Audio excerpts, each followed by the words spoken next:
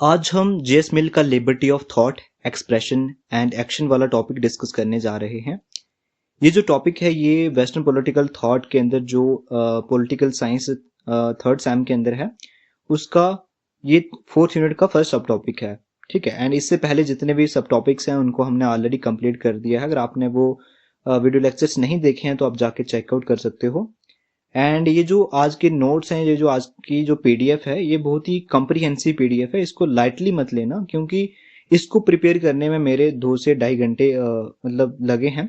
And इसके अंदर वो सारी इंफॉर्मेशन पुट की गई है जो कि आपके एग्जाम के लिए रेलेवेंट है एंड आपकी एक ब्रॉडर अंडरस्टैंडिंग को डेवलप करने के लिए ज़रूरी है। क्योंकि मेरे पास पीएसआईआर के नोट्स थे जो मैंने खुद के लिए प्रिपेयर किए थे, उससे भी मैंने इसके अंदर बहुत सारी इंफॉर्मेशन जो है वो जो रेलेवेंट हो सकती थी वो ऐड की है।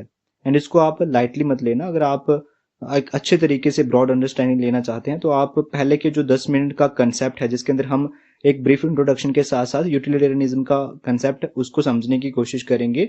अगर आप उस चीज को नहीं समझना चाहते हैं, मतलब कि जो आपके सिलेबस के अंदर कंसेप्ट दिया गया है liberty of thought, expression and action वाला, तो आप क्या कर सकते हो कि फर्स्ट के जो 10 मिनट्स हैं उनको स्किप करके सीधा जंप कर सकते हो आगे के टॉपिक्स के ऊपर जहां पे आपका जो सिलेबस के रिलेटेड टॉपिक है वो स्टार्ट होगा।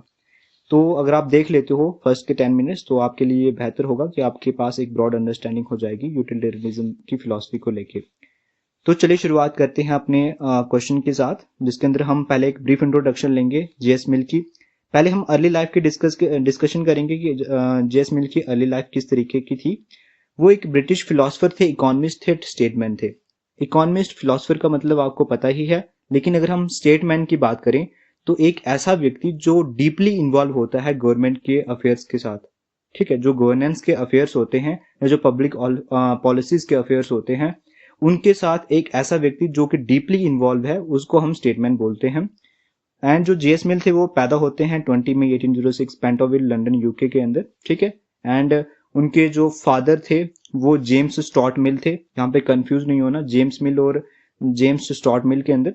तो जो जेम्स स्टॉट मिल थे वो जेएस मिल के पिता थे एंड वो फ्रेंड थे एंड फॉलोअर थे जेरमी बेंथम के। तो यहाँ पे एक और न्यू टाइटल की एंट्री होती है, नेम की एंट्री होती है, जो कि जेरमी बेंथम है, जो कि फाउंडर हैं यूटिलिटेरियनिज्म जैसी फिलॉसफी के। And his father or James Mill and Bentham himself had a great influence on the John Stuart Mill during his early years. तो अगर हम जॉन स्टॉट मिल की बात करें, जेस मिल की अगर हम बात करें तो उसके ऊपर जर्मी बेंथम का और उसके पिता का बहुत ही हमें इन्फ्लुएंस देखने को मिलता है, चाहे उसकी अर्ली एज की अगर हम बात करें या लेटर एज की अगर हम बात करें। जो जेस मिल थे उनको होम स्कूल किया गया उसके फादर के द्वारा। जेम्स मिल और John Stuart Mill learn Greek at the age of 4, Latin by 7, and at the age of 13 he had acquired a knowledge equivalent to the college graduate. तो यहाँ पे ये बात कर रहे हैं कि उनको होम स्कूल किया गया उनके फादर के द्वारा। तो किसके द्वारा? ये फादर का नेम है जेम्स मिल। एंड जो जॉन स्टॉट मिल थे, जो जेस मिल थे, वो एट द एज ऑफ 4, जब वो 4 साल के थे तब वो ग्रीक सीख लेते हैं, जो ग्रीक लैंग्वेज है। 7 साल के उन्होंने लैटिन सीख लिया था और जब वो 13 साल के हुए तो उन्होंने एज अ जितना नॉलेज कॉलेज ग्रेजुएट पर्सन के पास होता है उतना नॉलेज उन्होंने 13 साल की उम्र में ही एक्यूमुलेट कर दिया था। And he served as a secretary and research assistant to his father.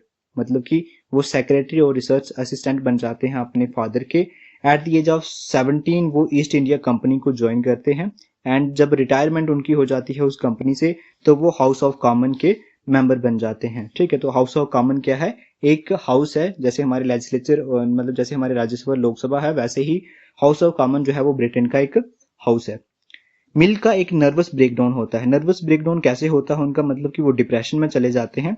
Very hectic and monotonous life चल रही थी उनकी under the authority of his father. Monotonous life का मतलब कि वही रोजमर्रा की घिसी पिटी जिंदगी एंड बहुत ही हेक्टिक शेड्यूल जो था वो फादर उनके ऊपर थोप के रखते थे या फादर उनके ऊपर अथॉरिटी बना के रखते थे। वो नर्वस ब्रेकडाउन से सफर करते हैं at the age of 21 and वो एक लॉन्ग पीरियड के लिए, एक लंबे समय के लिए मेंटल डिप्रेशन में चले जाते हैं।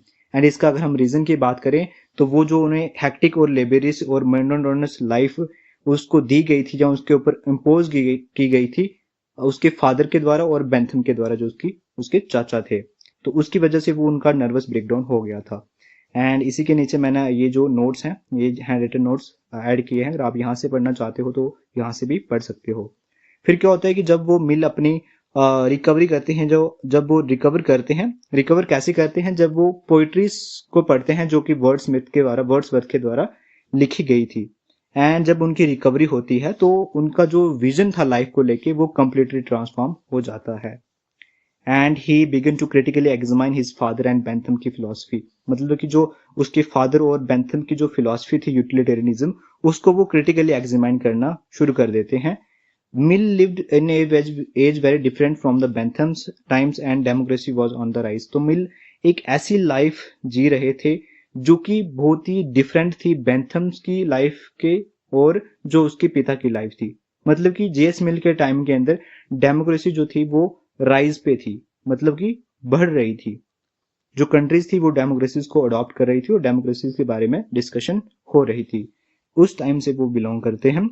उसी के साथ साथ क्या होता है कि मिल जो थे वो एलेक्स डी टॉकवली एक ऐसे पर्सन हैं, उनके साथ फैमिलियर होते हैं, उनके साथ उनकी बातचीत होती है, इंट्रोडक्शन होती है। वो जो एलेक्स डी टॉकवली थे उनकी एक मोनूमेंटल स्टडी थी और उस स्टडी का नाम था डेमोक्रेसी इन अमेरिका, जिसमें उन्होंने कुछ सर्टेन पिटफॉल्स, मतलब कि कुछ ऐसे लूप होल्स को उन्होंने आइडेंटिफाई किया था जो कि डेमोक्रेसी के अंदर उन्होंने देखे थे या जो ऑब्जर्व किए थे, वो डीपली इंप्रेस कर देते हैं, जो कि मिल का सेंसिटिव माइंड था। तो समझ आ रही है ना कि एलेक्स डी टॉकवली ने एक स्टडी की थी डेमोक्रेसी इन अमेरिका, जिसके अंदर उन्होंने कुछ पिटफॉल्स को आइडेंटिफाई किया था जो कि डेमोक्रेसी के अंदर उन्होंने ऑब्जर्व किए थे। एंड ये चीज उनको किसको मिल को बहुत ही इंप्रेस करती है। वो अर्डेंट चैंपियन बन जाते हैं लिबर्टी के। चैंपियन का मतलब होता है वो सपोर्टर बन जाते हैं लिबर्टी के, एंड लिबर्टी के बारे में वो डिस्कस करना शुरू कर देते हैं। एट द एज ऑफ 20 वो हैरियट टेलर से मिलते हैं। जब वो 24 के हो जाते हैं तो वो एक यंग वुमेन से मिलते हैं जिसका नाम हैरियट टेलर था, जिसके साथ वो शादी कर लेते हैं 20 साल की फ्रेंडशिप के बाद। एंड जो हैरियट टेलर थी उनके जो इन्फ्लुएंस था बहुत ही हमें ज्यादा देखने को मिलता है, इंटेलेक्चुअल इन्फ्लुएंस देखने को मिलता है जेएस मिल के ऊपर। तो उम्मीद आपको ये समझ आया होगा। अब हम मिल के जो इंपॉर्टेंट वर्क्स हैं उनको हम डिस्कस कर लेते हैं। इंपॉर्टेंट वर्क्स के अंदर हम क्या करेंगे कि कुछ ऐसे इंपॉर्टेंट वर्क्स, जैसे मैंने यहाँ पे 7 इंपॉर्टेंट वर्क्स मेंशन किए हैं, अगर आप इसमें से कुछ 3-4 भी लर्न कर सकते हो या याद रख सकते हो तो वेल एंड गुड है। पहला अगर मैं बात करूं तो elements of half political economy, जो कि 1820 के अंदर लिखी जब वो 14 साल के थे। सिस्टम ऑफ लॉजिक उन्होंने 1843 के अंदर लिखी। वैसे ही प्रिंसिपल्स ऑफ पॉलिटिकल इकोनॉमी लिखी। ऑन लिबर्टी मोस्ट फेमस उनका जो वर्क था ऑन लिबर्टी के ऊपर, जो कि 1859 के अंदर लिखा उन्होंने। And the consideration of representative government, जो कि 1861 के अंदर लिखा। यूटिलिटेरियनिज्म का जो कंसेप्ट है या जो वर्क था उसके ऊपर उन्होंने 1863 के अंदर लिखा। एंड 7th वर्क की अगर मैं बात करूं तो सब्जुगेशन ऑफ वुमेन, जो कि 1869 के अंदर लिखा, और उनकी 1873 के अंदर फ्रांस के अंदर उनकी डेथ भी हो जाती है। तो इसके भी नोट्स मैंने हैंड रिटन जो है वो ऐड कर दिए हैं, और आप देखना चाहते हो तो यहाँ से स्क्रीनशॉट ले लेना या वीडियो को स्लो डाउन करके यहाँ से पढ़ लेना। अब हम बेंथम का जो यूटिलिटेरियनिज्म का कंसेप्ट है उसको हम समझने की कोशिश करते हैं। यूटिलिटेरियनिज्म का जो कंसेप्ट है ये मतलब ये कहता है कि नेचर ने मैन को 2 गवर्नेंस के अंदर प्लेस करके रखा है, 2 सॉवरन मास्टर के अंदर प्लेस करके रखा है। मतलब कि 2 ऐसी चीजें हैं जिसके अंदर जो मैन है वो लाई करता है। वो 2 ऐसे मास्टर कौन कौन से हैं, सॉवरन मास्टर कौन कौन से हैं, वो है प्लेजर एंड पेन। ठीक है, याद रखना, प्लेजर एंड पेन की बात की गई है बेंथम की यूटिलिटेरियनिज्म की फिलॉसफी के अंदर। ह्यूमन जो है वो अवॉइड करने की कोशिश करते हैं हमेशा पेन को, एंड वो प्लेजर को गेन करने की कोशिश करते हैं। हमें ही देख लो, हम क्या करते हैं कि हमेशा जो हमें चीज दुख देती है हम उसको अवॉइड करने की कोशिश करते हैं, और जो चीज हमें सुख देती है हम उस चीज को गेन करने की कोशिश करते हैं। तो ये बेंथम की जो यूटिलिटेरियनिज्म की फिलॉसफी थी ये उस चीज की बात करती है। बेंथम की अगर मैं बात करूं तो क्वालिटी ऑफ प्लेजर जो है वो इंपॉर्टेंट नहीं है, बल्कि क्वांटिटी मैटर करती है। एंड वो कहते हैं कि जो पुशपिन है वो सेम है एज गुड एज पोइट्री।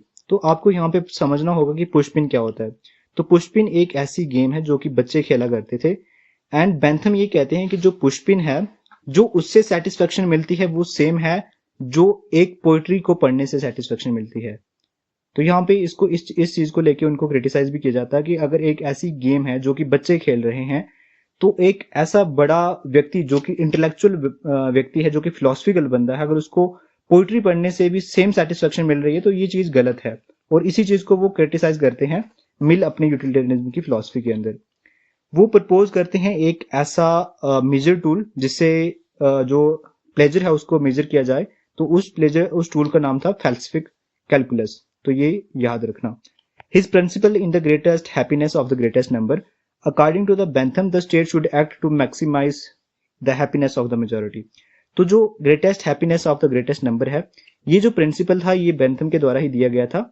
ये कहा गया था कि हमें क्या करना है, द स्टेट को क्या करना है कि जितनी हैप्पीनेस हो सकी उतनी ज्यादा लोगों को देनी है। मतलब मेजोरिटी ऑफ लोगों को स्टेट को क्या करना है, प्लेजर पहुंचाने की कोशिश करनी है। ठीक है, तो ये जो चीज है इस चीज को भी मिल जो है वो अपने यूटिलिटेरियनिज्म के अंदर क्रिटिसाइज करते हैं। अब हम मिल का यूटिलिटेरियनिज्म का कंसेप्ट डिस्कस करेंगे। पहले हमने बेंथम का यूटिलिटेरियनिज्म वाला कंसेप्ट डिस्कस किया, अब हम मिल का यूटिलिटेरियनिज्म वाला कंसेप्ट डिस्कस करेंगे। According to Mill, pleasure is not only quantitative but also qualitative. Therefore, Pushpin is not good as poetry. Just as pleasure differ in quality, men also differ in quantity, quality, reflecting Plato's distinction among reason, courage and appetite. तो यहाँ पे ये कह रहा है कि जैसे Bentham ने कहा था कि pushpin is same as good as poetry, तो उस चीज को मिल जो है वो क्रिटिसाइज करते हैं। वो ये कहते हैं कि जो सेटिस्फेक्शन, जो प्लेजर एक व्यक्ति को पुष्पिन खेलने से मिल रहा है वो सेम नहीं है एक व्यक्ति को जो प्लेजर पोइट्री लिखने या पढ़ने से मिल रहा है। और वो ये भी कहते हैं कि सिर्फ क्वांटिटी मैटर नहीं करती प्लेजर की, क्वालिटी जो है वो भी मैटर करती है, जो क्वालिटेटिव एस्पेक्ट है वो भी मैटर करता है। एंड जैसे वो कहते हैं कि जो प्लेजर है वो डिफर करता है। कुछ ऐसे प्लेजर्स होते हैं जो कि हायर प्लेजर्स कहलाए जाते हैं एंड कुछ ऐसे प्लेजर्स होते हैं जो कि लोअर कहलाए जाते हैं। एंड वो वैसे ही कह रहे हैं कि जैसे प्लेजर डिफर करते हैं वैसे ही क्वालिटी ऑफ मैन जो है वो डिफर करती है। जैसे हमने क्वालिटी ऑफ मैन डिफर करने की जो एग्जांपल थी या जो कंसेप्ट था हमने प्लेटो के अंदर डिस्कस किया था, वो उसी चीज की बात करते हैं।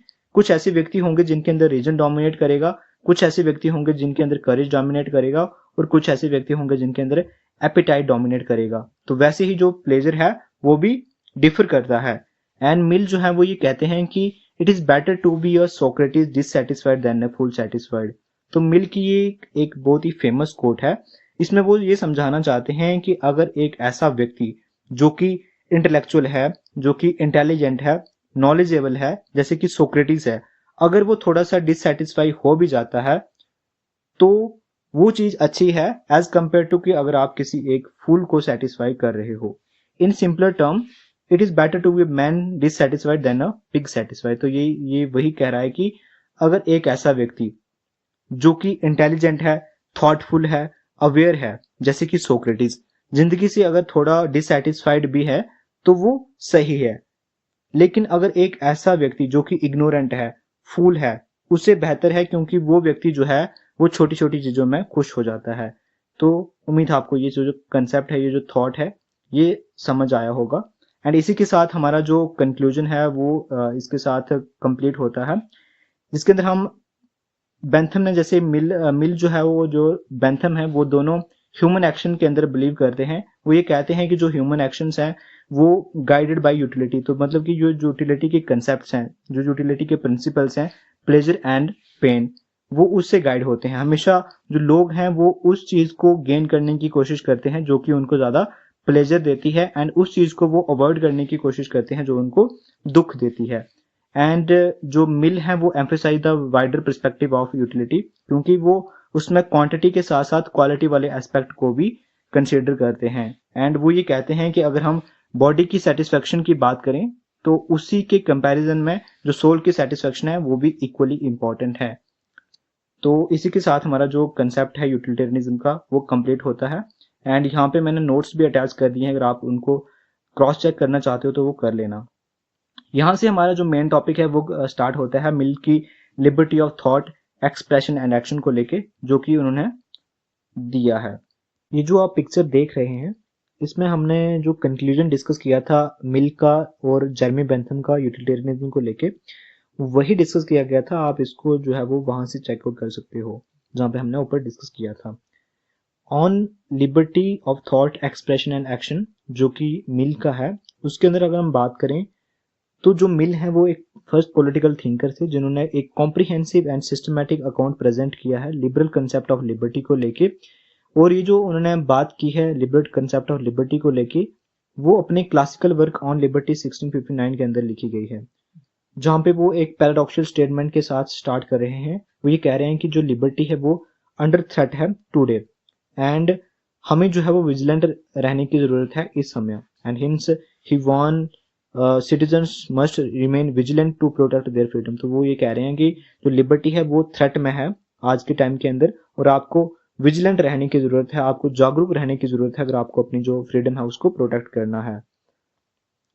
While John Locke is regarded as the father of liberalism, तो अब यहाँ पे जॉन लॉक की बात आ गई जिनको फादर ऑफ लिबरलिज्म कहा जाता है क्योंकि उन्होंने नेचुरल राइट्स के बारे में बात की थी। वो जो नेचुरल राइट थे, right to life, liberty and property को लेके थे, लेकिन उन्होंने जो डिटेल व्यू पॉइंट था वो राइट टू प्रॉपर्टी को लेके प्रस्तुत किया था, राइट टू प्रॉपर्टी को लेके बताया था।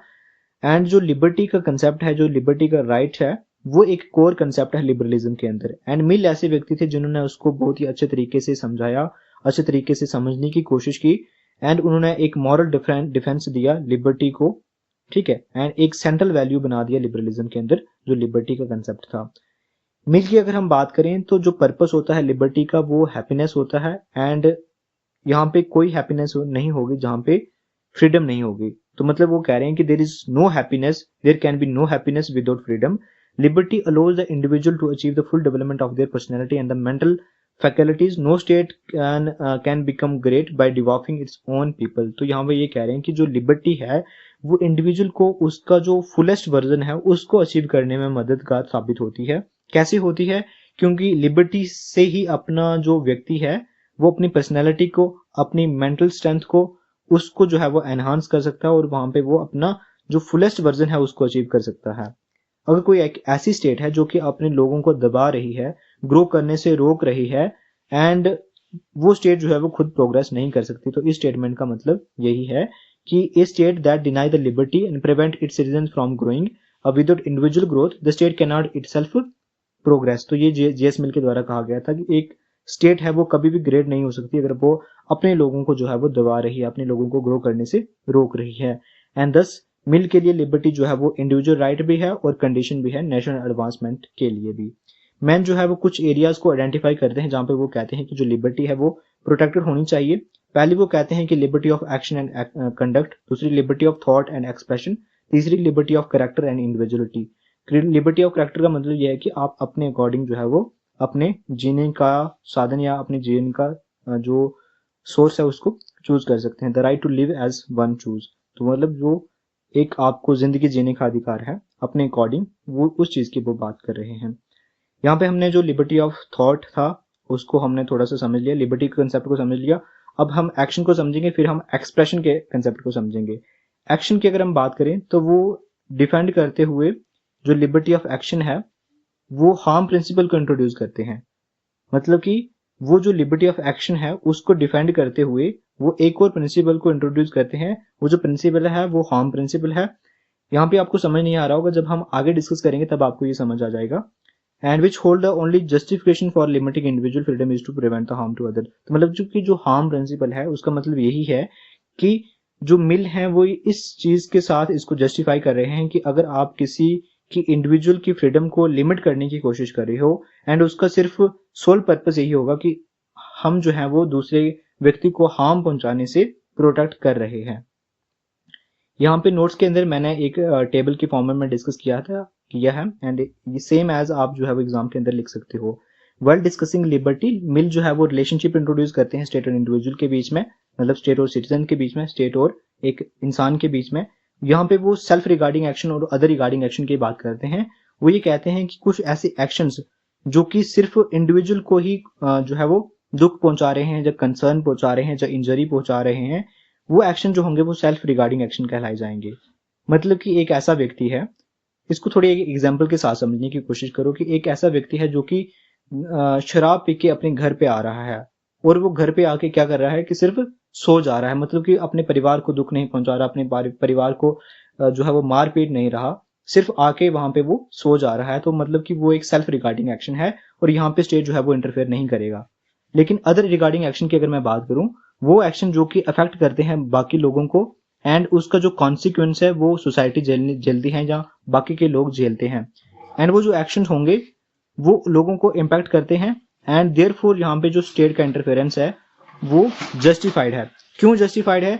क्योंकि एक ऐसा व्यक्ति है जो कि शराब पी के अपने घर आ रहा है, एंड वहां पे वो क्या कर रहा है, अगर वो आके सो जा रहा है तो मतलब कि वो सेल्फ रिगार्डिंग एक्शन है। अगर वहां पे वो घर आके अपने फैमिली को पेट रहा है, अपनी वाइफ को पेट रहा है, तो वो अदर रिगार्डिंग एक्शन है, वहां पे स्टेट का इंटरफेरेंस जस्टिफाइड है। लेकिन इसी सिचुएशन के अंदर वो ये कहते हैं कि कुछ ऐसी सिचुएशंस होंगी जहां पे स्टेट जो है वो सेल्फ रिगार्डिंग एक्शन के अंदर भी इंटरफेयर कर सकता है। इसको हम एग्जांपल के साथ समझेंगे आगे, ठीक है। And action of man will be consider as other regarding action only if the man action will be more than just a minor discomfort. तो वहां पे जो है वो अदर रिगार्डिंग एक्शन के मतलब अदर रिगार्डिंग एक्शन के अंदर जो स्टेट का इंटरवेंशन है वो जस्टिफाइड होगा। अगर मैन का एक्शन जो है वो मैन की एक एक्ट करता है, कुछ ऐसी वो मतलब एक्टिविटी करता है जिससे दूसरे को थोड़ा सा भी डिस्कम्फर्ट पहुंचता है, तो वो अदर रिगार्डिंग एक्शन कहलाया जाएगा। उस समय स्टेट का जो इंटरवेंशन है वो जस्टिफाइड है। The only purpose for which power can be rightfully exercised over any member of a civilized community against his will is to prevent the harm to other। तो मतलब कि जो हम पावर यूज कर रहे हैं, मतलब कि जो हम इंडिविजुअल की जो लिबर्टी है उसको प्रोटेक्ट करने की कोशिश कर रहे हैं, उसको लिमिट करने की कोशिश कर रहे हैं, उसका सिर्फ एक ही पर्पस है कि हम लोगों को बाकी लोगों को हार्म करने से बचा रहे हैं। तो इस स्टेटमेंट का ये मतलब है जो कि जेएस मिल के द्वारा दी गई है। The state could also interfere in the self regarding action. जैसे मैंने आपको पहले बताया कि स्टेट जो है वो कुछ सर्कमस्टांसेस के अंदर जो है वो इंटरफेयर कर सकती है इन सेल्फ रिगार्डिंग एक्शन के अंदर भी, अगर वो जो एक्शन है वो खुद व्यक्ति के लिए इंजरियस है। एग्जाम्पल के साथ समझो कि एक ऐसा व्यक्ति है जो कि ऐसे ब्रिज को क्रॉस कर रहा है जो कि अभी गिरने वाला है, तब स्टेट जो है वो उस व्यक्ति को वहां पे रोकने की कोशिश करेगी, एंड वहां पे वो जस्टिफिकेशन जो है वो उसको मिलती है कि यहाँ पे जो स्टेट का इंटरवेंशन है वो जस्टिफाइड है। A man may cause evil to other not only by his action. तो यहाँ पे ये कह रहे हैं कि अगर एक व्यक्ति जो है वो अपने एक्शन से ही किसी को इविल पहुंचा सकता है, लेकिन अगर वो किसी व्यक्ति को बचाने से जो है वो असफल रह जाता है, मतलब कि अगर वो इन एक्शन करता है तब भी उस चीज के लिए वो कसूरवार ठहराया जाएगा। फिर से समझो कि a man may cause evil to other not only by his action. वो जो व्यक्ति है वो अपने एक्शन से ही दूसरों के लिए जो घातक साबित नहीं हो सकता, बट आल्सो अपने इन एक्शन से भी दूसरे व्यक्तियों के लिए घातक साबित हो सकता है। इन आइदर केस, चाहे उसका इन एक्शन हो चाहे उसका एक्शन हो, लेकिन जो इंजरी है उसके लिए वो अकाउंटेबल ठहराया जाएगा। Failing to save someone in danger would also count as harmful. तो मतलब एक ऐसा व्यक्ति है जो कि किसी व्यक्ति को मुसीबत से बचा नहीं पाया, तो इसका मतलब है कि उसने उस व्यक्ति को हार्म किया, एंड इसको भी हार्मफुल के अंदर काउंट किया जाएगा। एंड जो प्रिसाइज लिमिट है कि क्या हार्मफुल कंसीडर किया जाएगा और कौन से एक्शंस होंगे जो अदर रिगार्डिंग एक्शंस होंगे या सेल्फ रिगार्डिंग एक्शन होंगे, इसके ऊपर अभी भी जो है वो डिबेट चल रही है। It is still a matter of debate. हमने एक्शन को डिस्कस कर लिया। एक्शन के अंदर लिबर्टी ऑफ एसोसिएशन भी आता है। लिबर्टी ऑफ एसोसिएशन का मतलब है कि इंडिविजुअल जो है वो अपनी वॉलंटरली एसोसिएट को फॉलो करने के लिए या उसमें ज्वाइन करने के लिए फ्री है, चाहे वो एसोसिएशन पॉलिटिकल पर्पस के लिए हो, जहाँ सोशल पर्पस के लिए हो, कल्चर पर्पस के लिए हो, चाहे रिलीजियस पर्पस के लिए हो। अगर वो जो एसोसिएशन है किसी को हार्म नहीं पहुंचा रही है, देन इंडिविजुअल जो है वो उन एसोसिएशन को ज्वाइन करने के लिए फ्री है। This principle protect the collective actions and voluntary cooperation. ये जो एक्शन है, ये जो प्रिंसिपल है, ये प्रोटेक्ट करता है कलेक्टिव एक्शन को एंड वॉलंटरी कॉर्पोरेशन को, एंड इसके हमें रेलेवेंस भी देखने को मिलती है मॉडर्न टाइम्स के अंदर भी। चाहे हम फ्रीडम ऑफ असेंबली की बात करें जो कि आर्टिकल 19 क्लास 1 सब क्लास 2 के अंदर दिया गया है, मतलब सब क्लास आर्टिकल 19 क्लास 1 सब क्लास बी के अंदर दिया गया है। फॉर्मेशन ऑफ यूनियन की बात करें या पॉलिटिकल पार्टिसिपेशन की बात करें तो इसका हमें जो बैकग्राउंड है इसके अंदर ही देखने को मिलता है। अब हम एक्सप्रेशन की बात करेंगे जो कि हमारा सेकंड डायमेंशन है इस क्वेश्चन का। अगर आप सिलेबस में टॉपिक को देखने की कोशिश करोगे जिसमें liberty of thought, expression and action था, ठीक है। तो अब हम एक्सप्रेशन को डिस्कस करेंगे कि जो पर्पस है हैप्पीनेस का, द लाइफ का जो पर्पस है वो हैप्पीनेस है, एंड जहां पे लिबर्टी नहीं होगी वहां पे कभी भी हैप्पीनेस ही नहीं हो सकती। लिबर्टी जो है वो मोस्ट इंपॉर्टेंट है, एंड सभी लिबर्टीज में से जो सबसे महत्वपूर्ण इंपॉर्टेंट लिबर्टी है वो है freedom of speech and expression. जो आपके पास आज़ादी होनी चाहिए आपको अपना व्यू पॉइंट रखने के लिए, आपको अपना जो आवाज़ है उसको उठाने के लिए, जो फ्रीडम है वो सबसे इंपॉर्टेंट है। क्यों इंपॉर्टेंट है? क्योंकि ability to speak with the most is the most distinguishing element between the man and animal. If state denies the freedom to its citizens, it means the state is not treating even human, मतलब even as humans। मतलब कि एक ऐसा व्यक्ति है, मतलब कि यहाँ पे ये कह रहा है कि जो एक डिस्टिंग्विशिंग फीचर है, मतलब कि जो एनिमल और मैन के बीच में डिस्टिंग्विशिंग फीचर है वो सिर्फ यही फीचर है कि हमारे पास जो है वो एबिलिटी है स्पीक की, हम बोल सकते हैं, लेकिन एनिमल के पास ये एबिलिटी नहीं है। अगर जो स्टेट है किसी इंडिविजुअल को अपना जो व्यू पॉइंट है उसको बोलने से रोक रही है, तो इसका मतलब ये है कि वो जो स्टेट है वो ह्यूमन को एज अ ह्यूमन ट्रीट नहीं कर रही, क्योंकि सिर्फ यही एक ऐसी चीज है जो हमें एनिमल से अलग बनाती है। To lead a good life we should understand what is truth and what is right and wrong. इसका मतलब यह है कि अगर हमें गुड लाइफ जीनी है, अगर गुड लाइफ हमें लेड करनी है, तो उसके लिए हमें ट्रुथ को जानना आवश्यक है। ट्रुथ का मतलब यह है कि क्या सही है और क्या गलत है। And for that we need to examine our belief and we need dialectics. तो डायलेक्टिक्स का मतलब क्या होता है? मैंने आपको डायलेक्टिकल मेथड समझाया था थ्योरी ऑफ जस्टिस के अंदर, प्लेटो की थ्योरी ऑफ जस्टिस के अंदर। तो डायलेक्टिक्स का मतलब क्या होता है कि आप डायलॉग के अंदर एंटर करते हो, आप सभी लोगों का व्यू पॉइंट सुनते हो, तो उसकी हमें जरूरत है। And which is not possible without freedom of speech and expression. तो ये पॉसिबल नहीं हो सकता अगर आप freedom of speech and expression वाला राइट लोगों को नहीं दे रहे हो। ट्रुथ जो है वो डिबेट एंड डिस्कशन से आ सकता है। यहाँ पे क्यों ये बात कर रहे हैं ट्रुथ की, जो डिबेट एंड डिस्कशन से आ सकता है? क्योंकि अगर हमें गुड लाइफ जीनी है तो उसके लिए हमें ट्रुथ को समझने की जरूरत है। if a person wrong he will understand and will keep quiet। तो यहाँ पे ये बात कर रहे हैं कि अगर हम डिपेंडेंट डिस्कशन करते हैं तो क्या होगा कि यहाँ पे मेजोरिटी ऑफ लोग जो है वो एक व्यू पॉइंट के फेवर में है, एंड एक ऐसा व्यक्ति है जो सिर्फ उस व्यू पॉइंट के खिलाफ है। हमें उस व्यू पॉइंट को भी सुनना होगा, क्योंकि हमें नहीं पता कि ट्रुथ कहाँ से इमर्ज हो सकता है। अगर वो पर्सन जो है वो रॉन्ग होता है, अगर वो पर्सन गलत होता है, तो वो खुद समझ जाएगा और खुद चुप बैठ जाएगा। लेकिन अगर वो जो पर्सन होगा, जो अकेला पर्सन उस मेजोरिटी के खिलाफ था, उस मेजोरिटी व्यू पॉइंट के खिलाफ था, अगर वो राइट हो जाता है तो ये हमारा बेनिफिट है और हम अपने आप को रिफॉर्म कर सकते हैं, हम अपना आप को चेंज कर सकते हैं। तो ये इस चीज की उन्होंने बात की कि हमें फ्रीडम ऑफ स्पीच की बहुत ही जरूरत है, freedom of speech and expression की। यहाँ पे एग्जांपल है, जैसे Mill suggest that we should listen to all even such person who have been considered as mad by other because we never know from whom and where the truth will emerge and truth is never absolute and complete. तो यहाँ पे ये कह रहे हैं कि हमें उस व्यक्ति का व्यू पॉइंट भी सुनना होगा कि जिस व्यक्ति को बाकी लोगों ने पागल ठहरा दिया है। तो मैंने वही एग्जांपल बताई थी ना आपको कि जो मेजोरिटी है वो एक व्यू पॉइंट को फेवर में रख रही है और एक ऐसा व्यक्ति है जो कि उस व्यू पॉइंट के खिलाफ है, तो लोग उसे कह रहे हैं कि वो पागल है। लेकिन मिल के अकॉर्डिंग वो कह रहा है कि हमें उस व्यक्ति का व्यू पॉइंट भी सुनना होगा।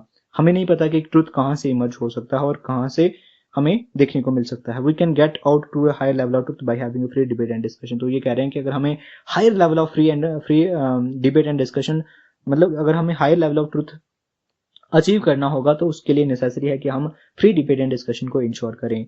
एंड मिल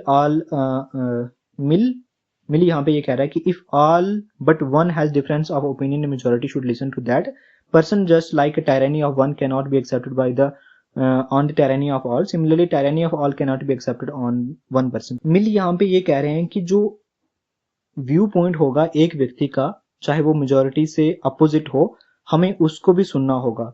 जैसे कि person like just tyranny of one can not be accepted by the tyranny of all, मतलब कि यहाँ पे ये कह रहा है कि जो अत्याचार एक व्यक्ति का होता है उसको जो मेजॉरिटी ऑफ लोग हैं वो सहते नहीं है। एंड वैसे ही हम ये कर सकते हैं कि जो टायरनी ऑफ ऑल होगी, जो अत्याचार सभी का लोगों का होगा, जो व्यू पॉइंट सभी का होगा, वो हम एक व्यक्ति के ऊपर थोप नहीं सकते। हमें क्या करना होगा, जो एक व्यक्ति जो है वो अपना डिफरेंट ओपिनियन रख रहा है, हमें उसको भी सुनना होगा।